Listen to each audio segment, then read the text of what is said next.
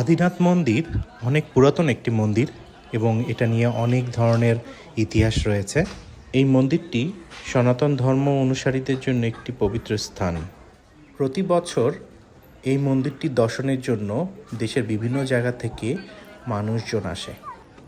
এই মন্দিরটি পাহাড়ের উপরে হওয়ায় আপনাকে মন্দির দর্শনের জন্য বেশ কিছু সিঁড়ি বেয়ে উপরে উঠতে হবে।